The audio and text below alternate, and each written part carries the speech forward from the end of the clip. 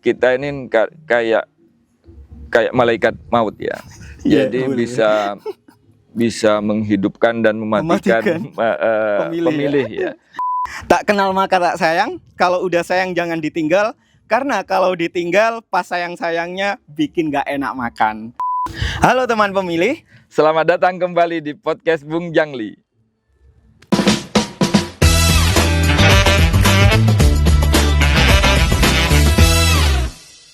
Assalamualaikum warahmatullahi wabarakatuh. Halo teman pemilih, tempat baru, host baru bersama saya Iqbal Rizky di podcast Bung Jangli KPU Kabupaten Lumajang.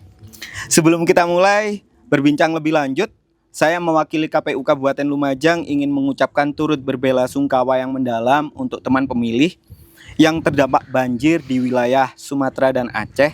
Semoga Tuhan selalu memberkahi dan memberikan ketabahan dan lekas pulih untuk wilayah Sumatera dan Aceh.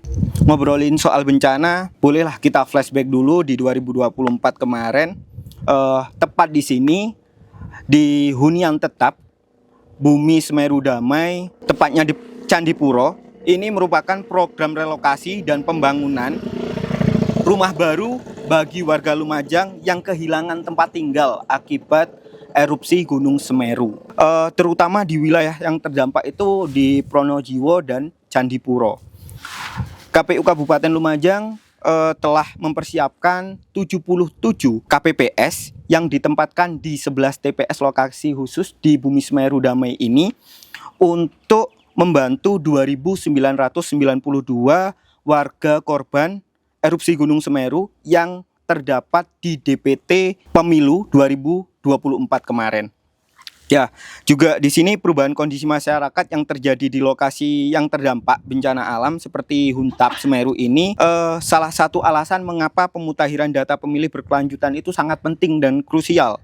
Apalagi kalau kita ngomongin soal hak pilih, tentu tidak bisa lepas dari data pemilih yang akurat. Lantas, apa sih sebenarnya pemutahiran data pemilih berkelanjutan itu? Oke, di episode kali ini kita akan membahas seputar pemutahiran data pemilih berkelanjutan. Sudah hadir bersama kita hari ini ahlinya ahli dari anggota KPU Kabupaten Lumajang Divisi Perencanaan Data dan Informasi. Selamat datang Pak Abu, kabar baik? Alhamdulillah baik Mas Iqbal. Gimana hari ini? Lancar Pak? Sehat? Lancar dan agak tersiksa sih sebenarnya karena memang mestinya podcast itu ada di sekitar kantor. Hari ini harus berjalan 1,5 jam dari kantor menuju Bumi Semeru Huntap ini ya demi tim kreatifnya podcast Bung Jangli ini saya rela datang ke sini. Iya. Tak kenal maka tak sayang, kalau udah sayang jangan ditinggal, karena kalau ditinggal pas sayang-sayangnya bikin gak enak makan. Pak Abu boleh disapa dulu teman pemilih yang ada di rumah? Assalamualaikum warahmatullahi wabarakatuh. Perkenalkan saya Abu Kusairi. Saya diamanahkan di lembaga KPU ini menjadi Kadif Data dan Informasi di KPU Kabupaten Lumajang. Saya bergabung di bulan Juni 2024 persis waktu pelaksanaan tahapan pilkada. Ya. Baik Pak Abu. Baik teman pemilih, beliau adalah Ketua Divisi Perencanaan Data dan Informasi di KPU Kabupaten Lumajang. Bagi teman pemilih yang sudah familiar sama beliau, bisa disapa kalau di jalan ya Pak ya. Siap. Kalau yang belum kenal, kenalan dulu ya, nggak apa-apa ya Pak ya. Baik. Sebelum kita ke materi yang lebih intens soal pembahasan PDPB, kita ulik dulu lah, fun fact dulu ya. Boleh ya Pak ya? Fun fact soal Pak Abu nih. Jawabannya cuma iya sama tidak aja, nggak boleh yang lain ya Pak ya. Siap. Oke. Ada 4 pertanyaan Pak. Yang pertama, langsung ya Pak ya. Pak Abu ini belum pernah menjadi penyelenggara sama sekali. Benar apa tidak Pak? Iya. Benar ya. Oke. Yang kedua Pak, pernah mendaftar Bawaslu dan masih belum beruntung. Betul. Iya Pak. Iya juga ya Pak. Yang ketiga, Pak Abu suka makan olahan kambing. Iya. Kok iya semua Pak? Benar semua berarti ya. Yang terakhir, Pak Abu memiliki perencanaan yang sangat matang dalam akan melakukan sesuatu. Kalau di pekerjaan ya, Benar ya? ya, tapi kalau untuk ngopi enggak lah. Makanya Langsung saja dijadikan itu. perencanaan data Ya, dan informasi. betul, Benar ya, Pak ya? betul. Oke. Terima kasih Pak Abu. Sangat seru nih kayaknya ngobrol selanjutnya. Soalnya Pak Abu ini masih mengikuti Gen Z ya, tren-trennya masa kini ya, anak-anak Gen Z. Oke, ke Garut Tasikmalaya. Yuk lanjut bahasan berikutnya. Oke, baik Pak Abu, lanjut bahasan soal kepemiluan nih. Jadi gini Pak Abu, masalah yang sering kita dapat dari teman-teman pemilih atau yang di luar sana soal KPU sih.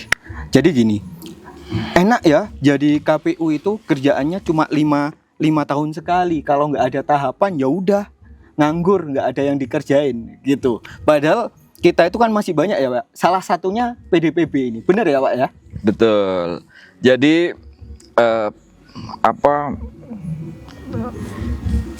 anunya masyarakat itu sama juga dirasakan oleh saya, kan memang saya belum pernah jadi penyelenggara. Saya baru pertama di penyelenggara, langsung ada di pucuk pimpinan di kabupaten, ada jadi anggota KPU. Yang sebelumnya memang saya kerja tim itu sering.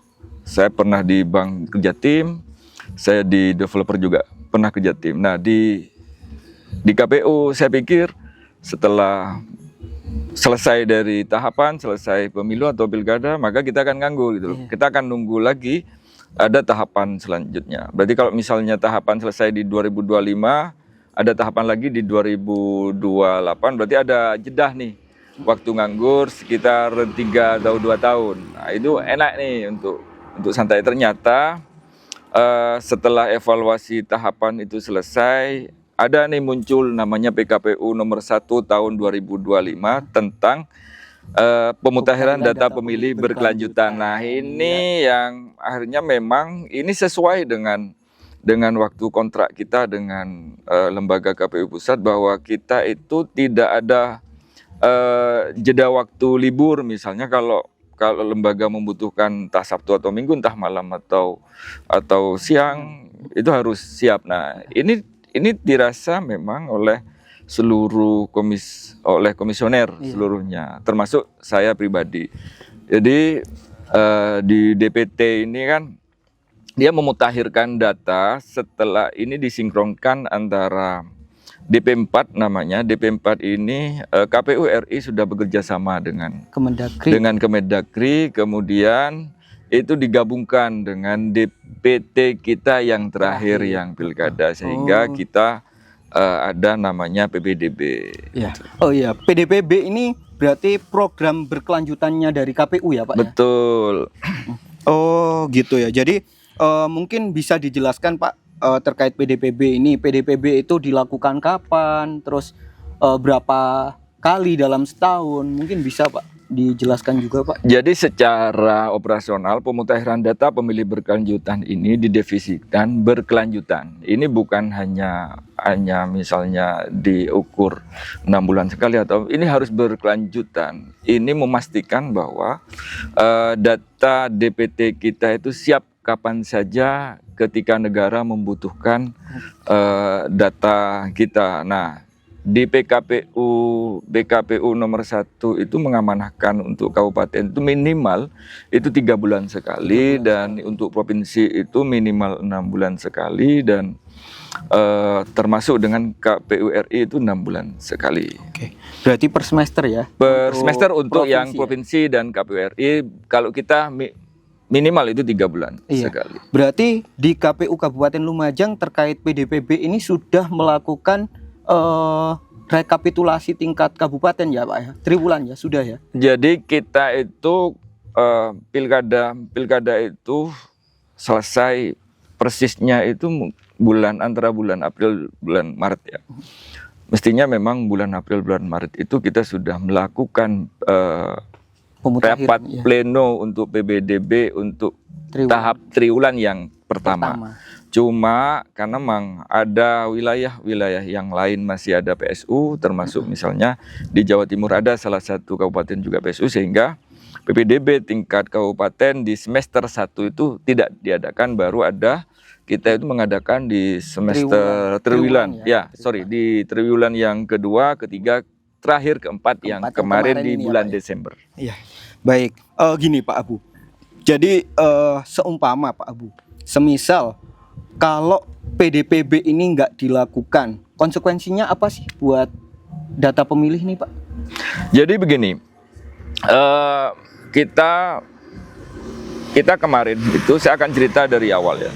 Kalau perbedaannya dari PDBB dengan kita pemutahiran data DPT yang waktu tahapan. Kalau di DPT kita punya banyak SDM, termasuk salah satunya adalah Pantalih. Pantalih itu dia bukan hanya ngurus secara administrasi kependudukannya, tapi secara nyata dan fakta di lapangan itu harus dimutakhirkan. Dia akan datang ke penduduk.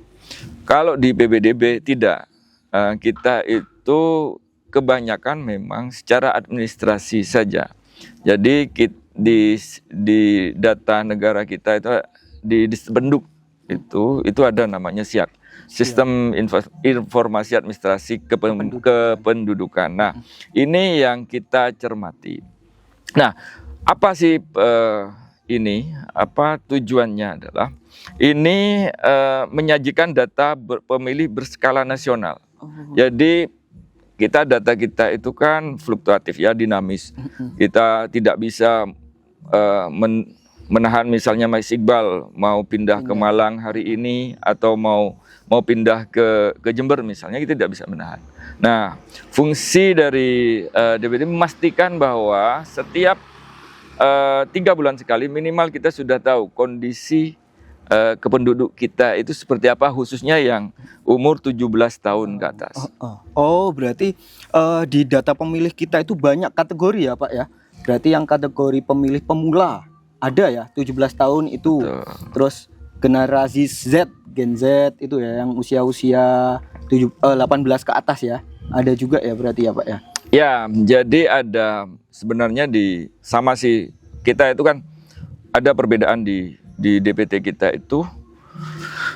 Kalau di DPT tadi yang saya bilang bahwa itu ada SDM kita namanya Pantalih. Kalau di PDBB itu hanya kita memaksimalkan SDM kita yang jumlahnya hanya staf kita itu hanya ada 30. Iya, kurang lebih 30.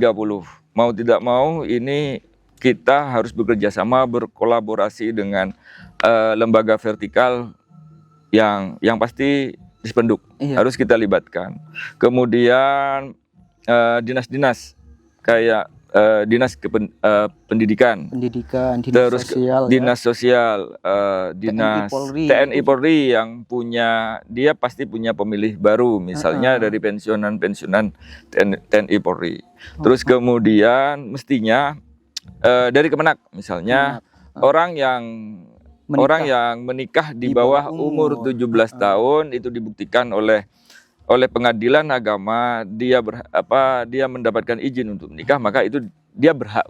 Jadi gini Pak Abu, bahas soal tadi ya, pemilih kategori pemilih juga ada TNI Polri. Jadi enggak hanya pemilih meninggal saja ya Pak yang kita mutakhirkan, ada yang mutasi dari TNI Polri, ada yang masih baru juga gitu, dari TNI Polri. Itu juga dihapus ya Pak ya?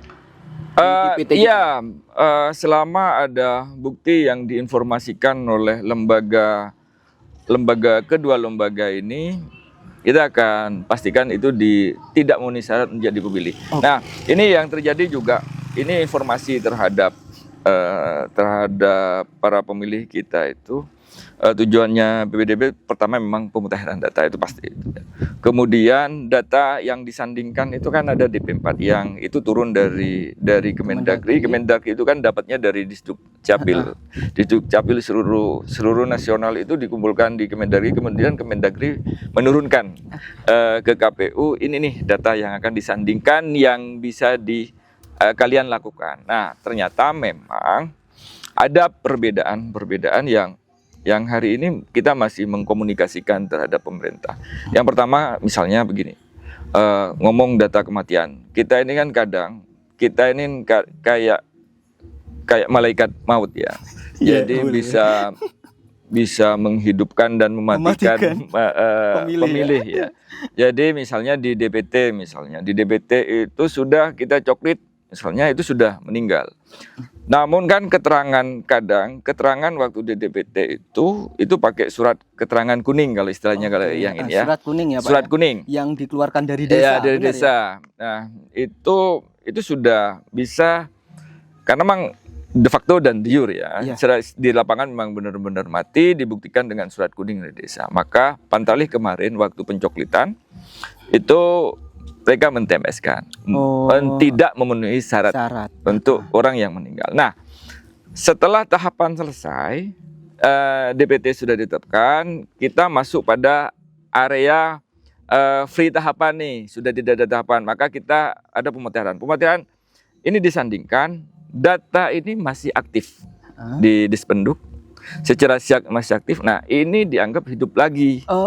Nah, ini yang membuat data kita itu tidak akurat. Nah, ini bisa dibilang rancu ya, Pak, bisa dibilang rancu, iya. Nah, ini yang sebenarnya tujuan kami yang di sini merapikan ini selama tidak ada tahapan. Kita masih konsolidasi dengan pihak-pihak kita terkait setelah tahun 2026 ke depan ini kita akan mencoba mengkomunikasikan dengan dinas-dinas yang kaitannya dengan desa, atau kita barangkali misalnya kita akan berkoordinasi dengan para camat, atau di Lumajang itu kan ada perkumpulan kepala desa.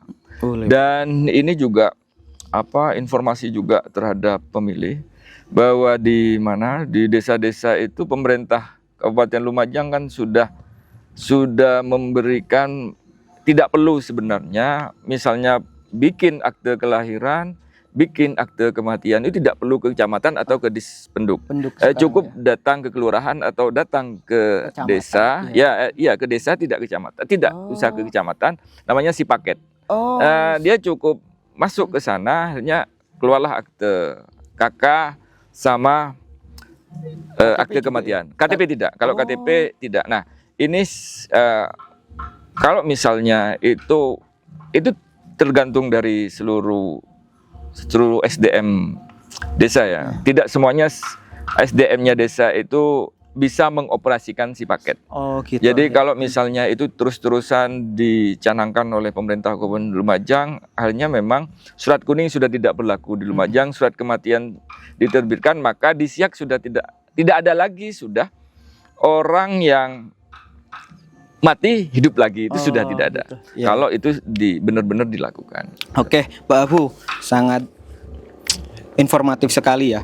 Jadi teman pemilih, jadi tujuannya jelas ya teman pemilih ya.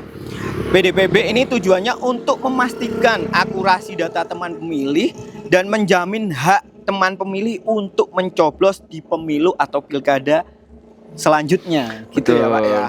Nah, kalau kita ngomongin PDPB nih sebagai teman pemilih, kita juga harus sadar untuk ngecek apakah kita itu sudah terdaftar di DPT online apa belum. Jadi caranya gampang sekali teman pemilih. Bisa kunjungi aja di website cekdptonline.kpu.go.id. Jadi di situ teman pemilih bisa melihat TPS mana yang digunakan untuk memilih di pemilu atau pilkada selanjutnya. Terus juga jangan bingung, jangan risau untuk teman pemilih yang masih belum terdaftar. Bisa datang langsung di kantor KPU Kabupaten Lumajang atau bisa melakukan tanggapan masyarakat ke KPU Kabupaten Lumajang. Dengan membawa apa? Cuma membawa KTP dan KK, nanti kita akan masukkan ke DPT KPU Kabupaten Lumajang. Oke. Data yang diterima selama proses PDPB ini apakah sudah matang apa belum sih Pak untuk kita mutakhirkan sampai kita rapat pleno ya Pak ya, dirapatkan pleno itu ketika data dari Kemendagri turun diterima oleh kita itu sudah matang apa belum Pak? Belum. Jadi karena memang ini penggabungan ya, disinkronkan antara DPT kita, data kita dengan data yang turun dari Kemendagri itu disinkronkan. Data itu pasti tidak matang. Dan kita itu kan tidak pernah melakukan sensus. Sensus kan dilakukan di tahun 0. Jadi Gitu. data yang paling mutakhir sebenarnya memang data DPT, karena memang kita sudah punya SDM yang kemarin. Nah, di data yang di mana yang di DP4 ini, data yang ditarik oleh Kemendagri dari Disduk Capil per 6 bulan sekali. Oh gitu. Nah, Semester. ini kan pasti ada data ganda. Iya. Data yang disandingkan ini apa sih data ganda? Jadi Mas Iqbal itu tercatat di DPT-nya misalnya di Lumajang. Kemudian Mas Iqbal pergi nih ke Kalimantan misalnya, dan dia mendaftarkan KTP misalnya baru di sana. Kalimantan. Itu akan jadi ganda di kita. Nah, gitu, ini iya, yang kemudian dikoordinasikan antar seluruh wilayah se-Indonesia. Ada sekitar 400 lebih kabupaten kota yang terlibat dalam istilah mensinkronkan. Nah, kalau di istilahnya Bu Kadif data RI itu kita tabrak data sebenarnya setiap 3 bulan. Jadi sebelum kita ada pleno terbuka mengenai PDBB ini, kita tetapkan kita data tabrak data, termasuk kita misalnya saya juga ucapkan terima kasih nih terhadap Bawaslu, karena memang Bawaslu sebelum kita melakukan rapat pleno PDBB, dia uji petik, dia akan datang, bener nggak nih apa data kita. Ada yang misalnya banyak ya permasalahan-permasalahan yang ada di kita itu, termasuk pertama jelas itu data ganda, karena memang kita masih dinamis ya, antar penduduk itu jalannya itu kita tidak bisa menghalang-halangi orang untuk pergi, nggak bisa. Itu yang pertama, itu pasti akan menjadi data ganda itu ya. Dan terus kemudian kita ada namanya lokasi khusus. Lokasi khusus kalau di Kabupaten Lumajang belum, pondok pesantren belum jadi lokasi khusus. Karena memang setiap ada pemilu atau pilkada, seluruh pondok pesantren di Lumajang itu pasti dipulangkan oleh para pengasuh. Gitu. Diliburkan ya? Diliburkan kalau yang di Lumajang. Jadi tidak ada lokasi khusus. Berbeda dengan di kabupaten yang lain itu ada lokasi khusus. Kalau kita lokasi khusus pasti itu ada di lapas. Lapas di Kabupaten Lumajang ada 2 TPS yang kemarin di pilkada. Kalau di tempat yang lain itu ada pondok pesantren. Nah, ini berpotensi ganda. Mas Iqbal misalnya di Kabupaten Lumajang itu dicatat nih. Ini dicatat menjadi pemilih, misalnya kalau dia berumur 17, dia tercatat di sini. Nah, kemudian lokasi khusus yang lain di pondok pesantren misalnya, atau mereka nama itu juga. Makanya terjadi ganda. Iya. Terus kemudian ada juga kasus itu tidak terjadi di Lumajang. Nik sama ya, Nik Pak? sama. Jadi ada satu orang namanya Abu punya nik dengan namanya Iqbal, tapi niknya satu. Niknya sama ya. Nah, ini jadi persoalan nasional, dan mesti memang harus biometrik ulang versi di situ. Jadi PBDB ini tidak bisa KPU itu bekerja sendirian, tidak bisa Mas Iqbal. Jadi harus berkolaborasi dengan instansi yang vertikal yang lain, termasuk dengan Bawaslu nih sebagai pengawas kita.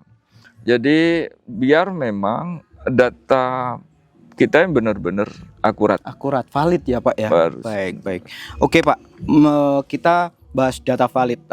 Jadi selain tadi ya Pak, selain pemilih ganda, ada lagi nggak Pak yang ditemui di KPU Lumajang? Kan kalau nik yang sama di Lumajang nggak ada. Nggak ada. Iya. Kalau mungkin Pak yang meninggal, yang masih hidup jadi meninggal, yang hidup jadi hantu, atau gimana, ada nggak Pak? Ya jadi kan ini yang jadi persoalan tiap BBDB itu pasti itu ya. Itu pasti jadi persoalan.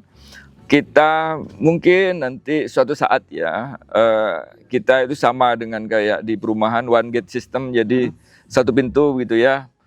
Sudah tidak ada lagi versi-versi yang hantu hidup lagi, atau misalnya nik ganda tidak ada lagi. Kedepan harapan kita dari lembaga KPU itu kita ada benar-benar satu data. Jadi kita misalnya tidak ada lagi nama Iqbal yang niknya itu dipakai orang lain, sudah tidak ada lagi. Nah, di Kabupaten Lumajang itu bukan hanya yang meninggal hidup lagi, itu ada misalnya karena memang Lumajang ini salah satu juga kota berkembang ya, mau menuju perkembangan dan banyak pembangunan perumahan. Yang ditemukan kita itu ada tidak ber-RT RW, jadi RT RW-nya itu nol. Jadi kita kan mau ditempatkan di TPS mana kita bingung. Nah, ini terjadi karena memang ada banyak kasus. Kasus yang pertama adalah bukan kasus sebenarnya, memang kayak lahan ya, itu pemerintah kan tidak langsung bikin nih RT berapa, RW berapa. Ini kan masih belum. Developer bikin perumahan, orang perumahan yang beli itu dia KTP nol karena memang tidak ada RT RW. Nah, ini jadi persoalan untuk kita. Terus kemudian memang kita belum bekerja sama dengan pengadilan negeri ya.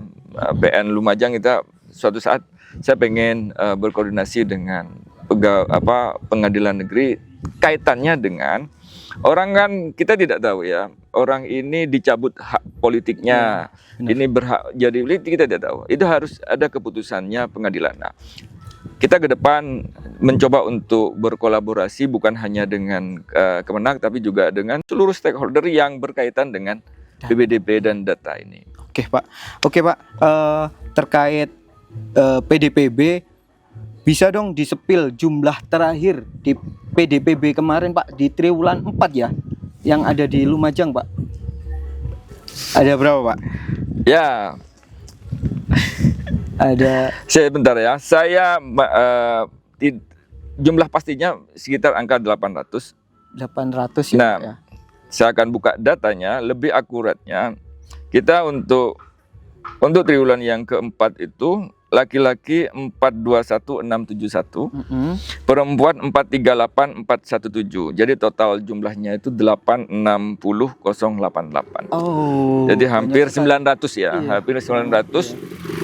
Dan ini kita kalah ini dengan Jember. Jember mau 2 juta, kita masih di angka 800. Iya, itu yang tersebar di 21 kecamatan. Di 21 kecamatan, di 205 kelurahan dan desa. Oke, Pak.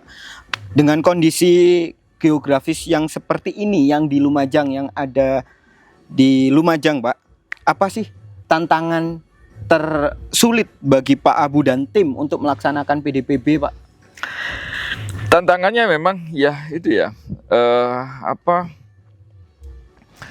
kita data ini kan pertama Dispenduk tidak berani mengeluarkan surat kalau penduduknya tidak melapor atau keluarganya tidak melapor. Itu kesulitan karena memang Dispenduk juga punya aturan bahwa dia hanya pencatat gitu loh. Selama ada yang lapor, mereka akan mencatat. Nah, ini yang jadi kesulitan. Kita dituntut untuk seakurat mungkin datanya. Kalau kita kan tidak berbeda dengan di waktu di tahapan. Kita tidak ada coklit sebesar kayak kemarin kita akan datang ke rumah-rumah. Kita ini kan secara administrasi saja. Kita hanya datang kalau misal kita ada sih sebenarnya coklit cuma terbatas. Coktas itu. Namanya coktas. Kita akan datang ke sana. Ini benar nggak masih hidup? Ini benar nggak masih orangnya masih ada? Itu kita setiap kita mau melakukan PPDB itu pasti ada coktas meskipun jumlahnya tidak sebesar waktu di tahapan. Iya, Pak Abu kemarin ikut ya coktas? Ikut dong. Soalnya saya lihat di konten medianya KPU Lumajang itu ada fotonya Pak Abu ya. Iya tuh. Iya. Kayak sama ibu-ibu orang tua itu gimana Pak ceritanya? Jadi memang ini dianggap anomali ya Mas Iqbal ya. Dianggap anomali ketika umur kita itu lebih dari 100 tahun. Jadi data ini dianggap ini benar nggak? Jadi ada note dari KPU Provinsi atau KPU RI, coba cek nih. Orang yang benar-benar lahir di tahun 1930 ya, itu kan lebih dari 100. Bener nggak nih beliau ini masih hidup gitu ya? Dan ternyata memang ada sih ternyata dia secara siak itu aktif, namun memang meninggal ada. Ada juga memang dianggap anomali, ternyata memang sehat walafiat, sehat walafiat. Dan ini perlu memang kita terus menjaga kedaulatan rakyat ini lewat pemutahiran data pemilih ini. Ada cerita lucu nggak Pak di balik Coktas kemarin, atau unik lah? Mungkin ketika Pak Abu door to door ke rumahnya orang, tiba-tiba orangnya memang sudah meninggal, atau Pak Abu, oh ini datanya meninggal, tapi keluarganya membantah orangnya masih sehat, masih hidup gitu, ada nggak Pak? Enggak, sebenarnya sih salah ini ya. Jadi saya ada di salah satu desa di Kecamatan Kunir itu, kita berikan data. Kita kan tidak tahu nih alamat yang sebenarnya, yang tahu itu kan perangkat desa setempat. Jadi ada salah satu warga desa di salah satu kecamatan Kunir itu, dia lebih dari 100 tahun. Dan alamatnya di dusun, saya lupa persisnya, cuma saya dialamatkan di alamat yang sebenarnya salah. Jadi ada orang yang sepuh, itu saya datangi, dianggap itu saya orangnya BLT, karena memang kita pakai rompi ya, rompinya KPU, bersepatu, dan ada yang bawa map gitu kan. Nah itu kita datang dan seluruh keluarganya itu kumpul, wah ini pasti ngasih bantuan. Nah ternyata saya cek, ternyata itu bukan KTP yang dituju, sudah repot-repot, sudah mengeluarkan kopi segala macamnya, ternyata bukan orang ini gitu loh. Orang ini masih umur 80 tahun dan salah, dan ini yang jadi kejadian lucu, kita hanya hahaha gitu ya. Wah ini salah orang nih perangkat. Akhirnya memang kita sudah keluar, ya itu sudah nggak ada salah, sudah di kopi, sudah ngasih harapan palsu. Diberi suguhan ya Pak? Ya, diberi suguhan. Oke Pak. Gini Pak, menurut Bapak nih, jika seumpama data pemilih itu belum akurat pada waktu akan dilaksanakan pemilu ke depan, gimana Pak? Dampak terburuknya deh ketika data itu belum akurat. Nah, kita masih meyakini Mas Iqbal bahwa kedaulatan yang pertama, integritas kita itu bukan hanya kita lancar dari penyelenggaraan, tapi data. Kalau ibarat di KPU itu data ini adalah jantungnya penyelenggaraan KPU. Nah misalnya nih, kita tidak melakukan PPDB sepanjang tahun, misalnya 3 tahun ini sudah tidak ada. Jadi kemudian ada tahapan, pasti semburat. Kita akan punya waktu yang sangat lama untuk memperbaiki data ini. Karena memang pertama isu yang hoax yang waktu dulu saya ingat betul itu 2014 atau 2019 ya, pemilu yang kemarin, bahwa ada warga Cina akan berbondong-bondong untuk memilih gitu ya. Untuk memilih di Indonesia untuk mencoblos calon tertentu. Hari ini di tahun 2024 sudah tidak ada, obrolan-obrolan yang kayak gitu, dan bahkan PSU yang diputus oleh MK tidak ada yang menyalahkan data kita.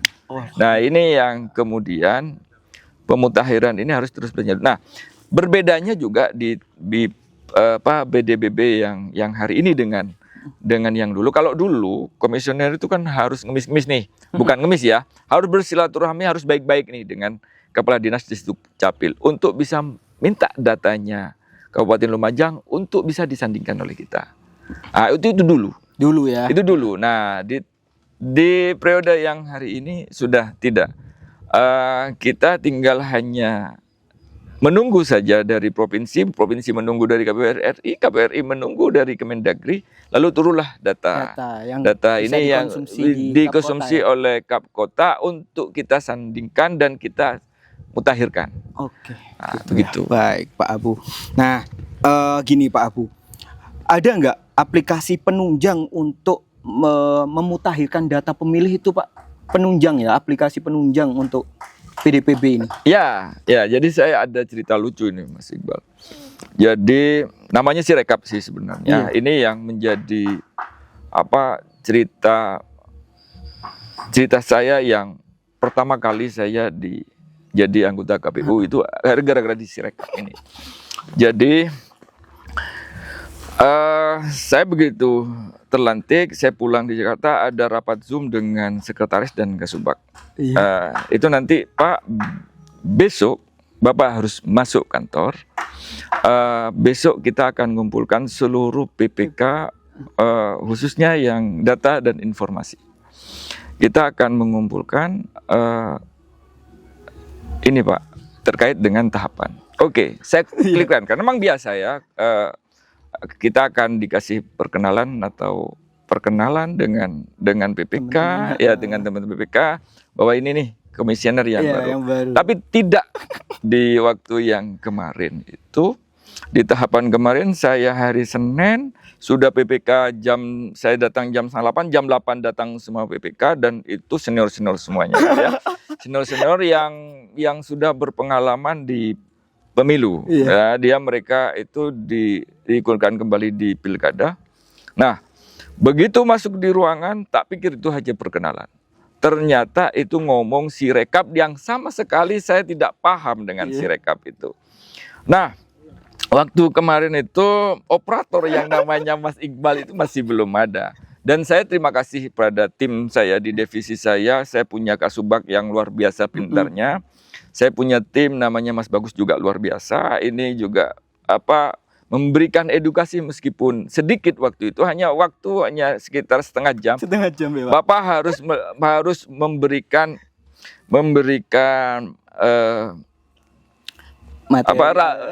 penyampaian materi tentang Sirekap. Mati saya bilang. Saya berpikir bahwa saya akan ngomong biografi saya, kenapa harus jadi KPU. Tidak. Ini langsung di teknis. Di Sirekap yang saya yang di AC-nya kaulakan itu full ya. Dingin ya, itu sangat dingin. Saya waktu itu langsung dingin. Ini basah semuanya hanya gara-gara Sirekap. Nah, karena memang ya itu tadi adaptasi dan akhirnya memang agak sedikit paham. Ada shock. Akhirnya memang lambat laun kita bisa adaptasi dan saya paham betul lah tentang Sirekap itu. Nah, ini berlanjut tadi dari pertanyaan, apa sih sebenarnya senjatanya KPU itu untuk bisa menjadi data kok bilang bahwa ini data benar-benar akurat. Nah, data kita yang hari ini itu namanya Sirekap yang itu terhubung dengan SIAK. Sidalih ya Pak? Sidalih ya? Sidalih. Sistem Informasi Data Pemilih. Ya, kalau Sirekap kan waktu yang rekapitulasi yang ini Sidalih. Dari tadi saya bilang Sirekap. Nah, soalnya berdampingan. Betul. Nah, karena memang itu sama-sama di divisi saya. Di divisi data dan informasi Sirekap dan Sidalih itu dipegang oleh. Nah, di sistem kita itu adalah Sidalih. Iya, yang digunakan saat ini. Yang digunakan ini adalah dia itu terhubung dengan SIAK. Tidak bisa kemudian KTP kita misalnya ada salah satu pemilih misalnya KTP-nya itu tidak terdaftar. Ada kan Aspal misalnya KTP-nya nicknya Aspal misalnya dia bilang ini KTP saya, ini nggak bisa. Termasuk salah satunya adalah kita itu dihuntap ini Mas Iqbal. Jadi saya sempat bingung juga itu. Di Huntap ini ada sekitar 870-an lah, hampir 900 itu pemilih itu masih tidak ada di Huntap. Jadi pasca erupsi pemerintah sudah menetapkan hunian tetap.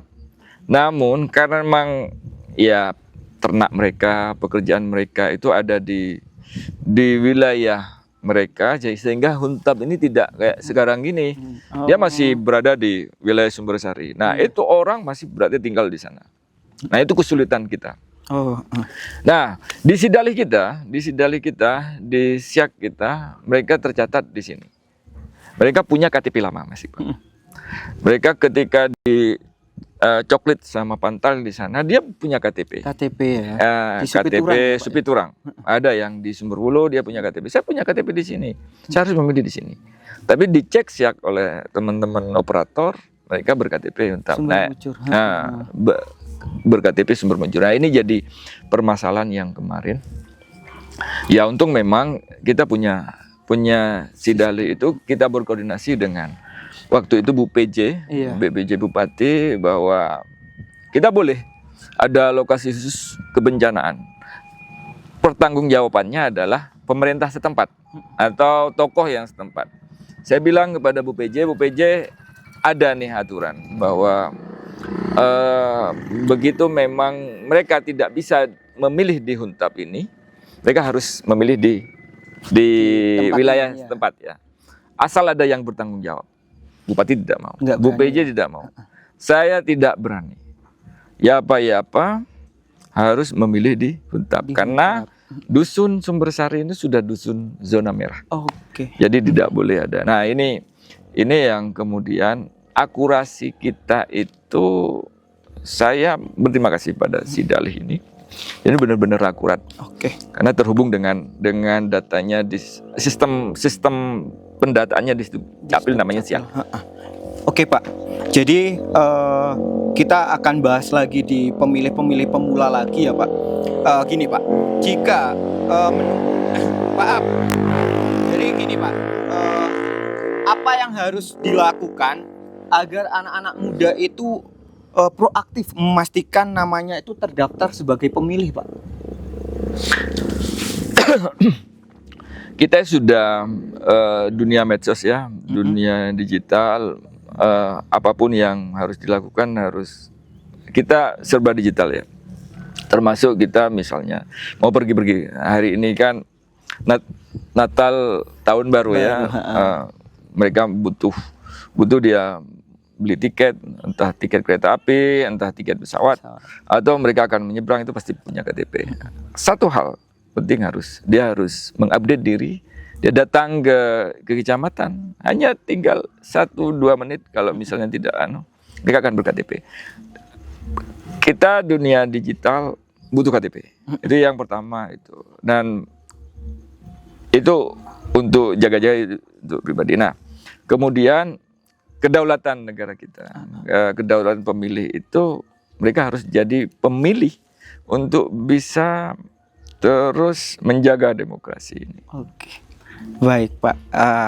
Gini, jadi untuk teman-teman pemilih baru ya, terutama pemilih yang baru berusia 17 tahun yang masih belum terdaftar pemilihnya, juga bisa langsung datang ke KPU Kabupaten Lumajang Pak ya. Itu yang pertama untuk daftar pemilih. Iya, Gitu. untuk itu. Jadi juga bisa lewat medsos kita, di medsos KPU Kabupaten Lumajang kita sudah aktif semua, di website, di TikTok, di Instagram, dan di X, Facebook dan YouTube. Itu sudah lengkap semua informasi-informasi yang kita sampaikan di situ. Jadi untuk selanjutnya kita terima pertanyaan-pertanyaan yang ada di Instagram Pak Abu, boleh ya? Siap. Oke. Pertanyaannya sangat banyak Pak. Jadi kita pilih satu yang mewakili dari sekian pertanyaan. Langsung kita bacakan ya. Tim kreatif bisa ditampilkan pertanyaannya di atas ini ya, di atas. Oke, pertanyaannya, apa konsekuensinya apabila PDPB tidak dilakukan setiap tahun? Dari @andi.iras. Mungkin ini kayaknya dampak ya Pak. Apa dampak apabila PDPB tidak dilakukan setiap tahun Pak? Jadi begini Mas Iqbal, dan saya terima kasih terhadap Mas Andi Iras. Jadi dalam BBDB ini ada 3 kategori. Sebenarnya tujuannya pertama adalah pemilih baru, pemilih tidak memenuhi syarat, TMS. TMS itu ada 8 kategori. Yang ketiga adalah perubahan elemen data pemilih. Nah, pertama, kalau misalnya ini tidak kita lakukan, 3 kategori ini kita sudah biarkan sudah, maka pemilih baru kita akan menumpuk. Yang pertama, pemilih 17 tahun. Setiap tahun bukan hanya setiap tahun, setiap bulan akan bertambah. Kemudian pensiunan TNI Polri. Atau misalnya TMS, orang yang dari masyarakat sipil menjadi militer, menjadi TNI Polri. Kalau tidak di TMS, mereka akan menjadi pemilih nih di DPT kita. Kemudian perubahan elemen data. Taruhlah misalnya orang yang pindah alamat, sudah kita biarkan misalnya. Maka bagaimana kacau balaunya nanti waktu di tahapan. Jadi PPDB ini pentingnya itu kita menjaga pertama, menjaga data ini terus diupdate minimal 3 bulan sekali. Oke. Ya, baik Pak Abu, terima kasih. Mungkin itu ya jawabannya ya. Mungkin untuk teman pemilih untuk bisa aktif juga untuk pertanyaan-pertanyaan yang akan kita sampaikan di podcast selanjutnya. Pertanyaan terakhir untuk Bapak Abu sebelum kita ke closing statement. Jadi pertanyaan terakhir ini sesuai dengan Bapak Abu ya. Ini dengan kondisinya Bapak Abu. Jadi Bapak Abu, perspektif atau pandangan Pak Abu terhadap pemilu atau pilkada sebelum dan sesudah menjadi penyelenggara, Pak.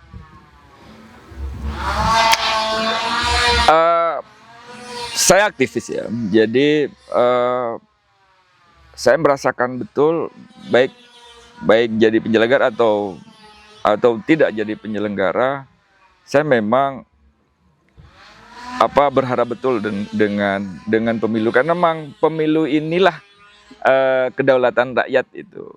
Jadi momen inilah juga kita bisa mencari pemimpin, kita bisa merubah pemimpin kalau misalnya ini dianggap kurang layak bagi kita. Nah, momen inilah juga keputusan rakyat itu dibutuhkan.